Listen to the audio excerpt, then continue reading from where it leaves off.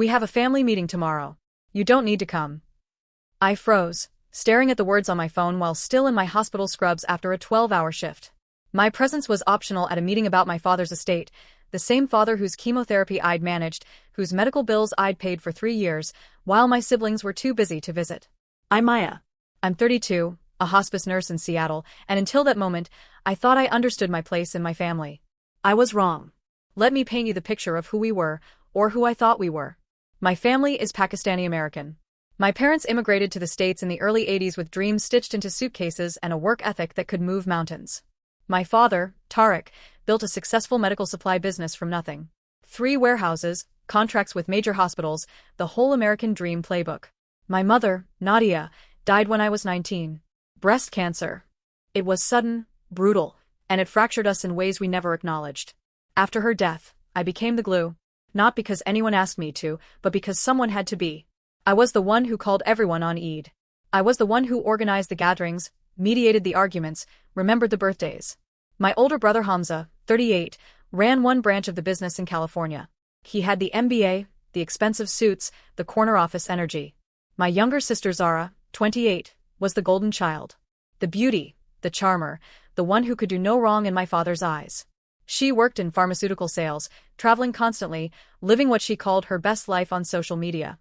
And then there was me, the middle child, the caretaker, the one who chose a helping profession over a profitable one, the one who stayed close to home. When my father was diagnosed with stage 4 pancreatic cancer 2 years ago, I rearranged my entire life. I switched to part-time at the hospital. I moved into his house in Bellevue. I learned to manage his medications, his appointments, his pain. I held the basin when he vomited. I changed his sheets at 3 a.m. I read him poetry in Urdu that he loved but could barely hear anymore. Hamza visited twice. Zara came for a weekend and spent most of it taking photos at the waterfront for Instagram. But there was one person who saw everything. Mrs. Chun. She was our next-door neighbor, a 74-year-old Taiwanese widow who had lived next to our family for 30 years. She brought soup. She sat with my father when I had to work. She taught me how to make the Chinese tea he'd grown fond of, the kind that settled his stomach. More than that, she listened. Really listened. Maya, she said to me one evening as we sat on her porch, you are pouring from an empty cup. What will you do when there is nothing left of you? I didn't have an answer. I just kept pouring. My father passed away on a Tuesday morning in September. I was holding his hand. He opened his eyes one last time, squeezed my fingers, and whispered something I couldn't quite hear. Then he was gone. Hamza arrived that evening. Zara flew in the next day. We buried him according to tradition. The house filled with relatives I hadn't seen in years, all offering condolences and casseroles. For 3 days, we were a family again, united in grief. Then the meeting was called. Hamza sent the email. Family meeting, your presence optional. I should have known then. Optional. Not required. Not essential. Optional. The meeting was scheduled for Saturday at 10 a.m. at Hamza's lawyer's office in downtown Seattle. I showed up early, still naive enough to think this was about dividing heirlooms, discussing the business, making plans together. The receptionist looked uncomfortable when I gave my name. Mr. Malik is in conference room B. I'll let him know you're here. 20 minutes passed. I sat in the waiting area, watching rain streak down the floor-to-ceiling windows. My phone buzzed. A text from Zara, running late. Don't start without me. Don't start without her. But they could start without me? Finally, the receptionist returned. Mr. Malik will see you now. I walked into conference room B and immediately knew I'd walked into an ambush. Hamza sat at the head of the table in a 3-piece suit, looking every inch the corporate executor. Zara was beside him, perfectly made up, her designer handbag on the table like a prop. And next to her, a man I'd never seen before. Late 50s, silver hair, expensive watch. A lawyer, clearly. There was one empty chair. Far from the table. Near the door. Maya, thanks for coming, Hamza said, not standing. His tone was cordial but cold, the voice he probably used with vendors he was about to lowball. What's going on? I asked, not sitting. Hamza exchanged a glance with Zara. The lawyer shuffled papers. We wanted to discuss Dad's estate, Hamza said. There are some complicated elements, and we thought it would be better to handle this efficiently. Efficiently, I repeated.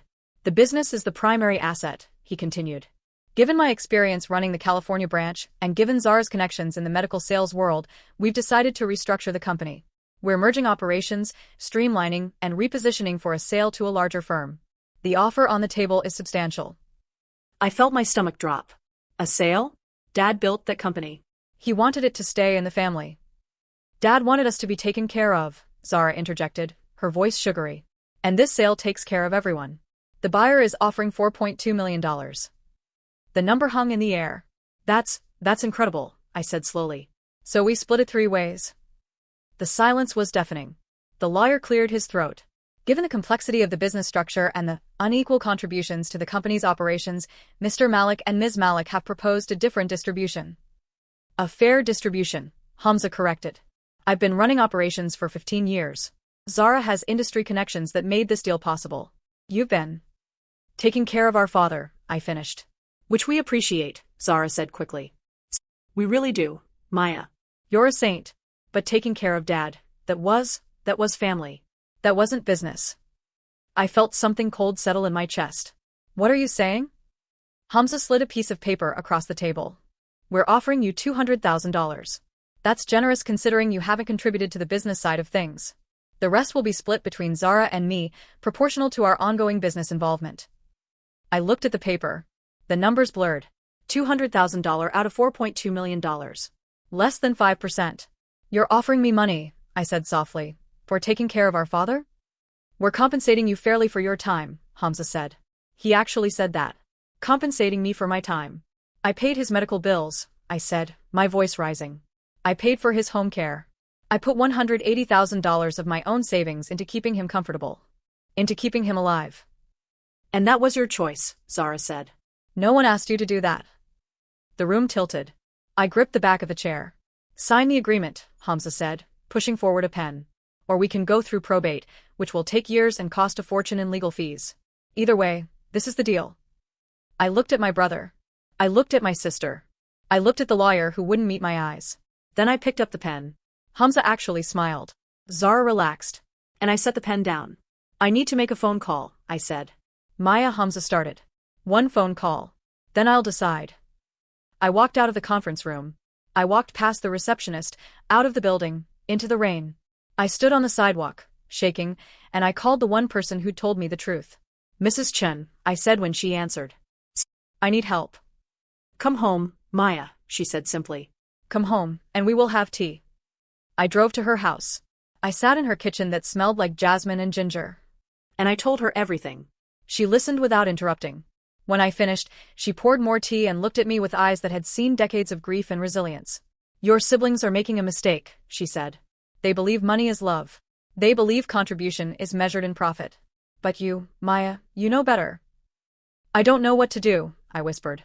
You do, she said. You have always known. You are your mother's daughter. She taught you to be strong. Not loud, but strong. Steel wrapped in silk. She reached across the table and took my hand. Your father kept records, didn't he? Medical expenses, household accounts. I nodded slowly. Everything. He was meticulous. Then you have proof of what you gave. And more than that, you have something they don't. What? You have integrity. You have witnesses. And you have me. Over the next 3 days, Mrs. Chen helped me build my case. We gathered every receipt, every bank statement, every canceled check. We documented 3 years of care, of expenses, of sacrifice. The total came to $347,000. Money I'd spent keeping my father alive and comfortable while my siblings built their careers. But more than that, we had something else. Mrs. Chen had been present for conversations. She had heard my father's wishes. She had witnessed him, in his final months, dictating letters, making recordings, expressing his fury at Hamza's absence and Zara's neglect. He had been too weak to change his will formally, but he had left breadcrumbs. Voice memos. Emails. Text messages to me that said, "You are my heart, Maya. You are the only one who stayed." We compiled everything into a folder. And then I called a lawyer of my own. Her name was Jennifer Park. She was a friend of Mrs. Chen's daughter, an estate litigation attorney who specialized in eldercare disputes. She reviewed my documents for 3 hours, asking precise questions, taking notes. Finally, she looked up. "They're trying to buy you out cheaply because they're scared," she said. "Your father's will might be straightforward, but the business is an asset he controlled. If we can prove undue enrichment and your substantial contributions to his care, we can contest the distribution. More importantly, we can delay the sale indefinitely. Northwest buyer will close on a deal with active litigation." "How long?" I asked. "Years, potentially." "Long enough that the deal falls apart." Long enough that your siblings either negotiate in good faith or lose everything waiting. I thought about Hamza's smug face. Zara's patronizing tone. The word optional. Do it, I said. The lawsuit was filed on Monday. The buyer pulled out on Wednesday. By Friday, Hamza was calling me 16 times a day. I let every call go to voicemail. On Saturday, exactly 1 week after the ambush, I received a text from Zara. We need to talk. Please. I didn't respond. Sunday afternoon, there was a knock on Mrs. Chen's door. I'd been staying with her, unable to face my father's empty house. I opened the door to find both of my siblings standing on the porch, looking exhausted. Maya, Hamza said. Please. We need to fix this. Fix what? I asked. The deal you tried to scam me out of? It wasn't a scam, Zara said quickly. It was a business decision. We didn't think you'd fight. No, I said. You didn't think I mattered. Hamza's shoulders sagged. You're right. I'm sorry. We were wrong. I waited. The buyer is gone, he continued. We have other offers, but they're lower. Much lower. And our lawyer says the probate fight could drain the estate. We can't afford this, Maya. None of us can. So you want to negotiate, I said. We want to split it evenly, Zara said. 1/3 each. That's fair, right? I looked at them. Really looked. I saw the panic in Hamza's eyes. The calculation in Zara's. They weren't sorry. They were cornered. No, I said. What do you mean, no? Hamza demanded. I mean, 1/3 isn't fair. Fair would be reimbursing me for the $347,000 I spent on Dad's care. Fair would be acknowledging that I gave up 3 years of my career, my savings, my life.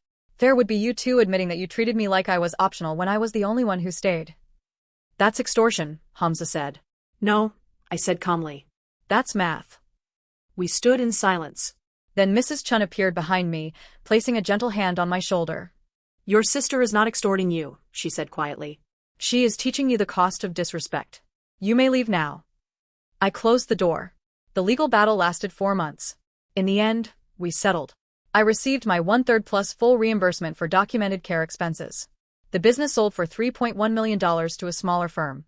After expenses and my reimbursement, the split left me with just over $1.3 million. Hamza and Zara got less than $500,000 each. They didn't attend the closing. They signed the papers remotely. I haven't spoken to either of them since. But I did something else. Something that would have made my father proud. I used part of the money to go back to school. I enrolled in a master's program for palliative care nursing. I wanted to specialize, to be even better at helping families navigate the hardest moments of life. I wanted to honor what I'd learned from those 3 years with my father. And I used another portion to do something Mrs. Chen had suggested. I established a fund. The Nadia Malik Memorial Fund for Caregivers.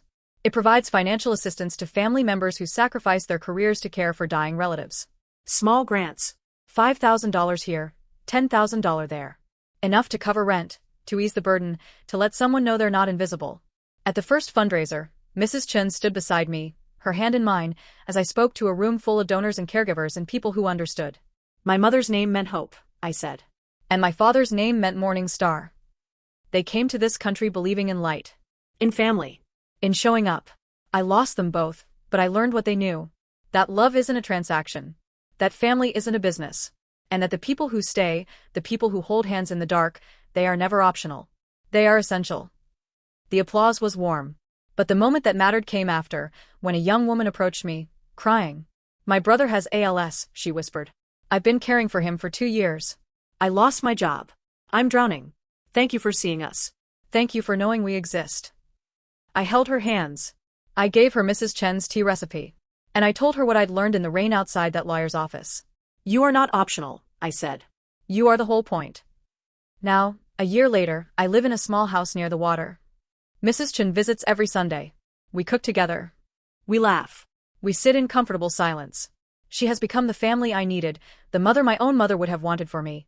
Sometimes, late at night, I think about Hamza and Zara. I wonder if they regret it. I wonder if they understand what they lost. Not the money, though I'm sure that stings. But the chance to be the kind of people our parents raised us to be. I don't hate them. Hate takes energy I don't have to spare. But I don't forgive them either. Some doors, once closed, stay closed. Instead, I pour my energy into the work, into the fund, into the patients I care for and the families I guide through the valley. I show up. I stay. I hold a basin, change the sheets, whisper the comfort they need to hear. And every single day, I remember what Mrs. Chen told me in her kitchen. Steel wrapped in silk, Maya. You are stronger than anyone ever knew. And now the world knows it too. Tell me where you're listening from, and don't forget to subscribe for more stories.